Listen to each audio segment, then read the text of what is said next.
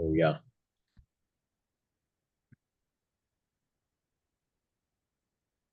Can you remind me of, have you guys gotten started doing cases?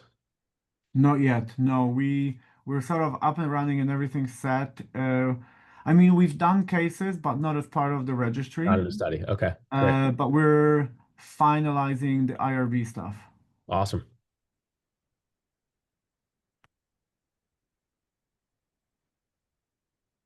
Maybe we'll give it a minute or two for people to sign on. Yeah, no problem. I'll give you an intro and then you can kick it off. Cool. Okay. Do you want me to share the thing already, or you need to Yeah, somebody go for it.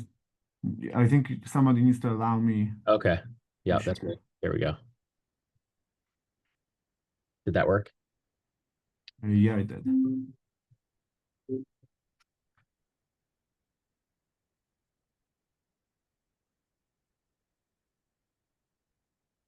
How's that? Yeah, It's working. I think Okay. it's working. It's just I'll be I'm kind patient. of trying to figure it out how to make it work. But I'm gonna get there.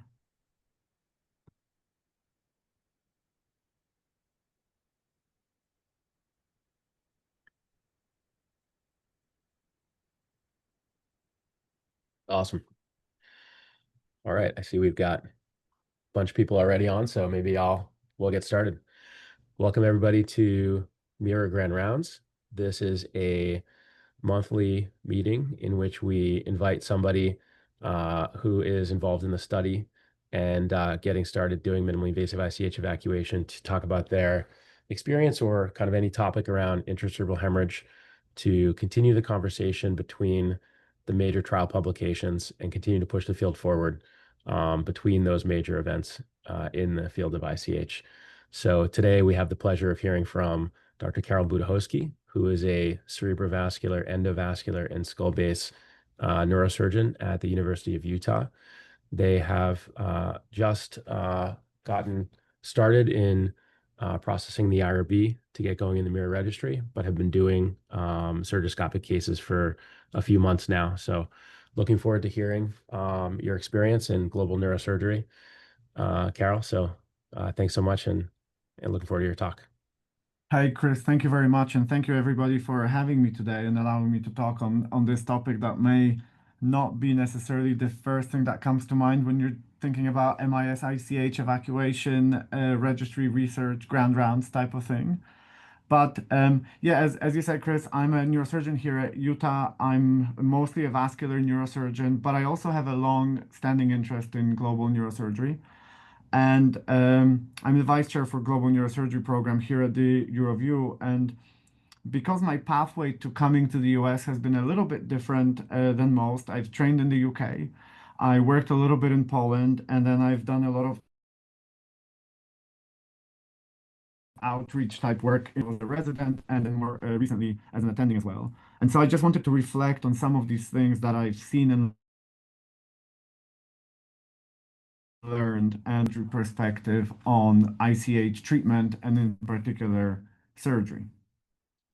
So firstly, like you said, in Utah, we do these surgiscopic evacuations or MIS evacuations, similarly to what a lot of you guys hear. This is the Aurora surgiscope, which is kind of our go-to thing nowadays. We sometimes use a Vicor.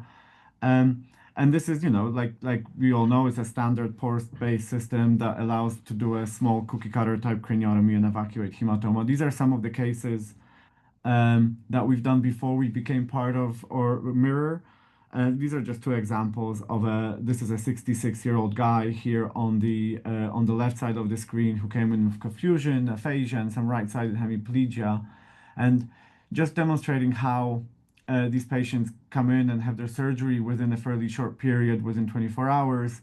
Their ICU stay remains pretty short, and this gentleman was able to be discharged home. He still has weakness, expectedly. He still undergoes outpatient PT and OT, but has done relatively well.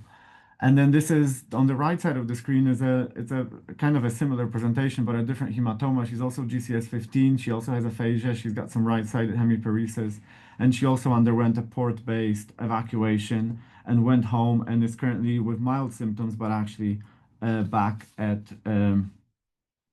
work. Um, However, um, we kind of know that this is not necessarily the mainstream of how we treat ICH, and it's not, it's still not necessarily the standard management in a lot of places. And so I wanted to share two other cases. One of them is actually from my training in the UK, and then another one is from my experience in Tanzania, just to highlight how patients with ICH can be managed. Very similar scan to what you just saw before. And this is a 65-year-old male, past medical history of alcohol abuse and hypertension. He has this sudden onset headache and followed by a collapse, but actually presents to the hospital not so bad. He's GCS 13, he's drowsy and a little bit confused, but following commands, has left-sided hemiparesis. They get a scan in the ER, which shows this basal ganglia bleed, and they call neurosurgery. And I was the resident neurosurgeon on call that day. And so we told them that there is no need for any intervention. His GCS is pretty good, and he gets admitted to the stroke floors. And in the UK, that means he gets admitted either to stroke neurology or geriatric medicine, because traditionally geriatric medicine were the specialty that dealt with ICHs because they primarily happened in the elderly population. And they do their diligence. They perform a medical workup. They find that he's hypertensive. They give him hypertensive meds. They find that he's got this liver disease, so they try to treat that. He's got some coagulopathy, so they give him vitamin K to try to correct that.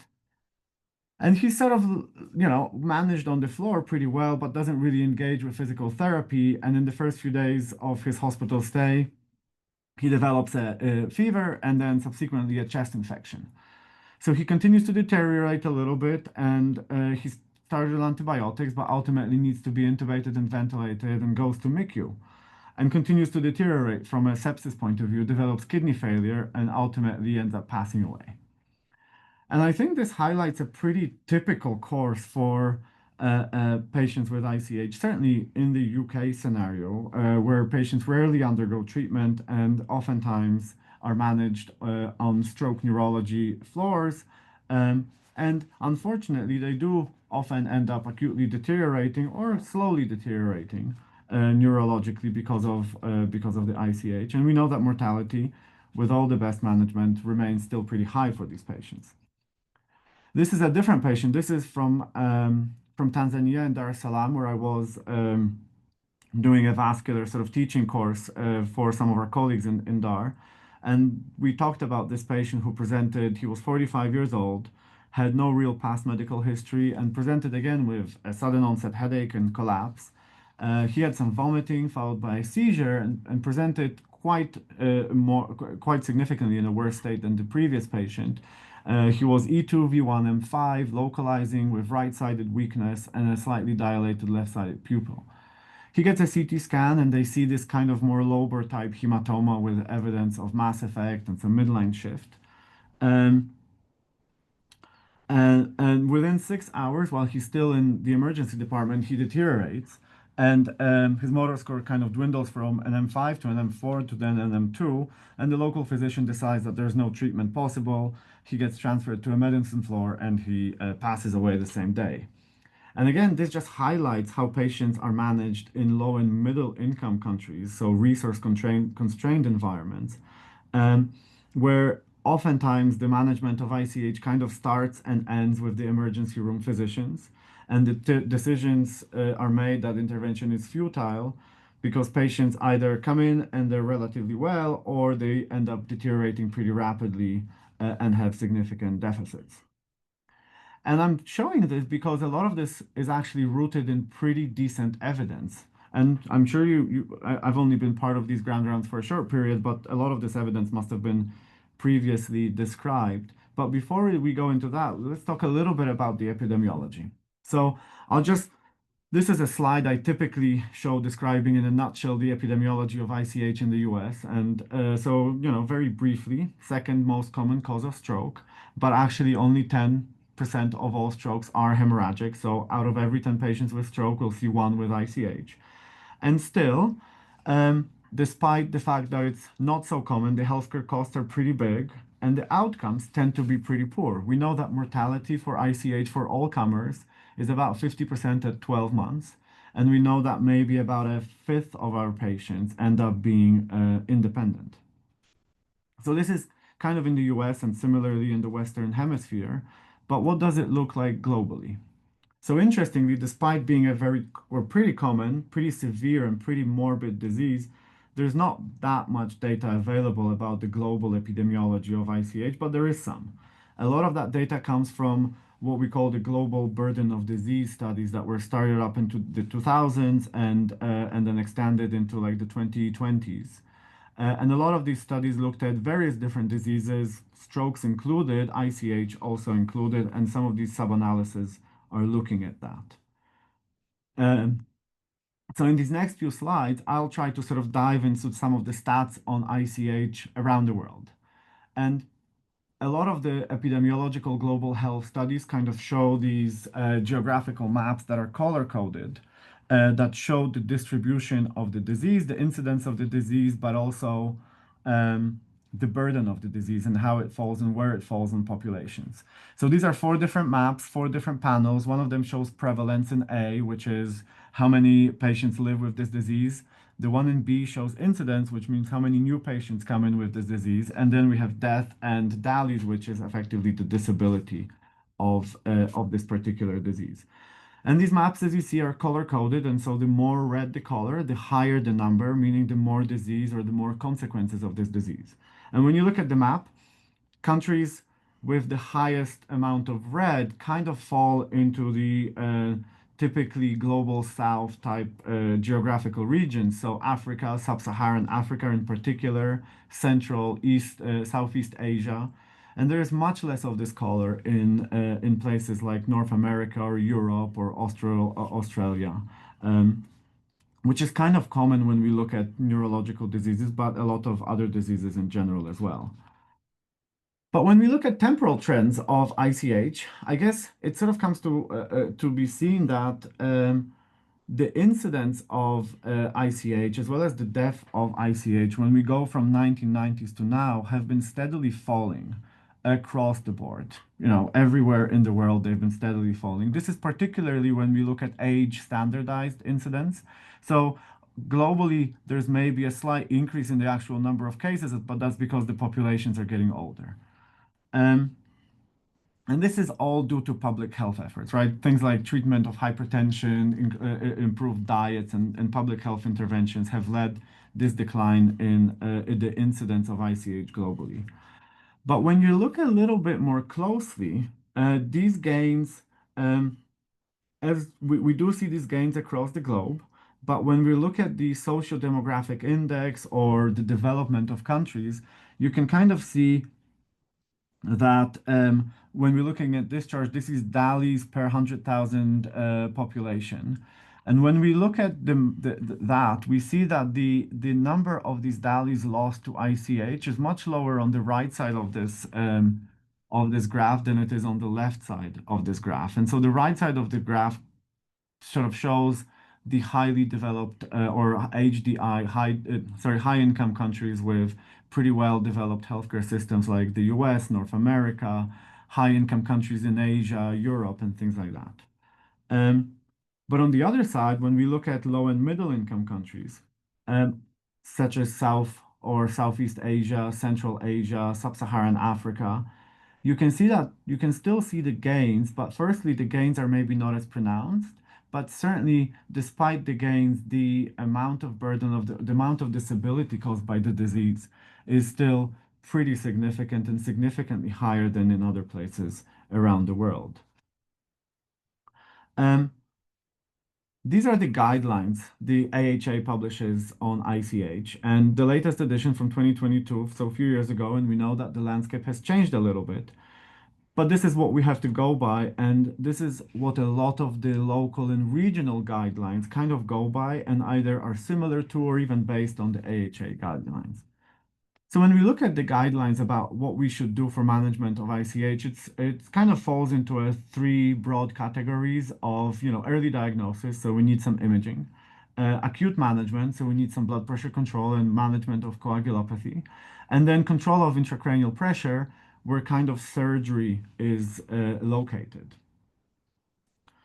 And when we go into the details, of some of these, you know, the pre-hospital or acute management, which is not necessarily where neurosurgery often gets involved, but there is a lot of good data that is backed by solid evidence that shows that a lot of things that we do acutely in terms of imaging, correction of coagulopathy, and managing blood pressure do work. There is even recently a study that's been published that was performed in lower and middle income countries. It's a study that's been done in 9 countries, so Brazil, China, India, Mexico, Nigeria, Pakistan, Peru, Sri Lanka. And they looked at a fairly basic acute care bundle implemented in terms of managing ICH within the first 24 hours. And they looked at blood pressure control, glucose control, control of temperature, and then reversal of anticoagulation. This was basic reversal with vitamin K type of stuff. Um, and they enrolled 7,000 patients from 121 hospitals in these 9 countries, and they showed that there's a benefit if you implement that bundle. And this is kind of interesting because it's on the back of some slightly conflicting results when each one of these things were evaluated on their own. So how does it look for surgery? So the only class 1 evidence we had until recently was that surgery is not really beneficial for supratentorial lesions, right? We know that EVDs are good for hydrocephalus management. We know that evacuation of cerebellar hematoma or posterior fossa hematomas is good for brainstem compression. But in terms of supratentorial ICH evacuation, there wasn't really any benefit for craniotomy. Now, bear in mind that the ENRICH trial is not in these guidelines because it happened afterwards. But if we look at the ENRICH trial, these are the results here. Everybody here knows this trial very well. It was an awesome trial, and it was kind of a milestone in surgical treatment of ICH because it was the first trial that showed benefit of early evacuation of ICH, at least in these cases with low-bore ICH.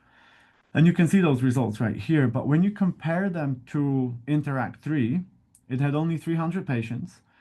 All of these patients came from US centers. And they were, you would consider them not being a very basic bundle, but a very advanced intervention. And so while this is really a step in the right direction in terms of understanding what surgical treatment can offer to these patients, it kind of you can understand why national guidelines and a lot of local practices may still have not really caught on, given the previous results of Stitch 1, Stitch 2, MISTY, that were all negative in terms of providing a benefit. And then also, the other thing to mention is while INTERACT 3 was a study looking at implementing a pretty basic package of interventions that could be performed in lower and middle income countries, MIS surgery, as we all know, for ICH is considered to be an advanced treatment approach, even within the US. And it's reasonable to think that it may not be available in a lot of the world for quite a considerable time still. And I guess it kind of parallels what we know from stroke, right? We know that the trials came out in 2015 and they showed overwhelming benefit. But if you look around the world, there's probably 3% of the people who should be getting stroke treatment get stroke treatment, with 0% in a lot of low and middle income countries. So I'm fortunate and I'm part of an ongoing project in Tanzania looking at stroke care. And as part of this project, we have a registry that kind of allows collecting all prospective stroke patients that come through the door to look at some epidemiological research. And this is just a snippet of this registry that was collected between 2020 and 2021. And they were able to collect 472 patients with stroke. And the first thing that stands out is not even everybody gets a CT scan. There's 86% of patients that get a CT scan in this group. But out of those who did get a CT scan, so 400 or so patients, about a third had hemorrhagic stroke. And so, we still know that ischemic stroke probably constitutes a larger proportion of the burden, but certainly hemorrhagic stroke does constitute a large group of patients that they treated. And in this registry, the 5-day mortality for patients with ICH was about 25%. And the 30-day mortality for these patients was about 71%. And despite having neurosurgery available in that particular hospital where this was done, out of all of these patients, 0 had any surgical intervention, and that even includes external ventricular drains and things like that. And this is representative for a lot of the sub-Saharan African region. And perhaps it's not without reason that a lot of these patients didn't necessarily have acute interventions, because when you look at the breakdown of when they presented to the hospital, the majority of these patients came between day 2 and 6. So, I mean, a lot of these patients um, wouldn't necessarily fit any criteria that we take for sort of acute interventions of on patients with intracerebral hemorrhage, and the prior studies didn't really show any benefit of these delayed interventions. Overall, when you kind of look at all of sub-Saharan Africa, there's not many studies that looked at treatment of ICH and documented the outcomes for that treatment. There's a few papers on the left side of the screen here. I've highlighted some of them. There's a study from Nigeria, which is probably the largest country in Africa, that had a fairly small sample, and there's another pretty good study from Ghana that looked at these sort of things. There's a few other ones in the table that you can see here, but overall, most of these series are pretty small, and you can see that the proportion of patients that get surgery is still relatively small, even in those slightly selected series that are done by maybe potentially neurosurgical providers. The one thing that they all have in common is that, especially the African cohorts, is that there is a significant delay to presentation in these patients. They often come in a poor state. And similarly to the Tanzanian cohort, not a lot of them end up with a good outcome. In these studies, the intervention rate ranges from somewhere around 0 to about 30%. And you can see that there's a big difference in the Chinese cohort that you can see here. China obviously is a slightly different country, and I don't think you can compare it to sub-Saharan Africa. But in Asia or East Asia in general, the intervention rates tend to be a little bit higher. Um, But the one thing that one has to sort of really acknowledge is that in a lot of these African cohorts, like I said, patients present late, and they are often managed conservatively, and their outcomes remain poor. There's also very limited availability of both interventional techniques as well as diagnostic tools such as imaging. But clearly, just looking at this, you sort of see that we need more robust studies with prospective data collection that demonstrate what the true incidence of these patients are, how they really present, and what the outcomes are. Um, but given, the limits of what lower and middle income countries can do and can offer in terms of treatment, it's not difficult to understand why they don't use their resources in patients that have such a poor prognosis and a research-heavy management style. So in summary, I've kind of tried to demonstrate the global health and global neurosurgery perspective on ICH here. And what I tried to do is show how the trends look globally and with falling incidences of ICH in general, but a very significant burden of the disease being still carried by lower and middle income countries.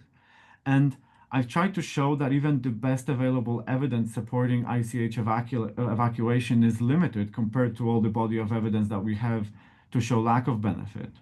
And in particular, there's very limited evidence in places with constrained resources. And so finally, I think, just like in the case of stroke, TBI, we really lack evidence that from places that the disease affects the most, so lower and middle income countries. And I think kind of taking from that interact approach, we need a kind of a collective effort led by physicians from lower and middle income countries partnering with us to address this problem and show the evidence and see what interventions would benefit more globally than just in the developed Western Hemisphere. And so with that, thank you very much, and I'd like to take any questions if there are any. Thanks a lot, Carol. That was a really unique presentation. I haven't heard anybody give a global perspective of this before, so I really appreciate that. Do you think for acceptance of minimally invasive ICH in third world settings, do you think there would need to be a unique new trial done in that setting specifically, or do you think kind of education around the data is all that's needed? Yeah, I mean, I kind of think there's always going to be a, a criticism of any trial that happens in the US or Europe about ICH that will say, well, is this really applicable to a lower and middle income country with the lack of rehab and the lack of follow-up care and all of these sorts of things? And I think, I mean, ICH is not that different from stroke in a way in terms of how patients present and how we used to treat them and how we think about treating them now. And like we sort of talked, from 2015, we've all accepted mechanical thrombectomy as the go-to treatment for stroke, but it's certainly not the way in a lot of other places. And a lot of the criticism comes from that aspect that it's not, the outcomes are going to be different because of lack of rehab. There is one trial for stroke called, I want to say it's called Resilient, that comes from Brazil. That is a mechanical thrombectomy trial from I mean, Brazil again doesn't compare to, say, sub-Saharan Africa, but it's still considered a middle-income country, and that showed benefit. And I think it was a big stepping stone for a lot of Latin America. But it did, at least in that trial, it did show that there is a limit to the benefit. And I want to say, if I remember it correctly, certainly there was an age limit to the patients who had benefit from mechanical thrombectomy, something around 65 or 70 years old. And so I think there's probably going to be a difference in who benefits and how they benefit from these interventions in the US versus a middle income country versus a lower income country based on the all the follow-up care that's required afterwards. So yeah, I guess Cool.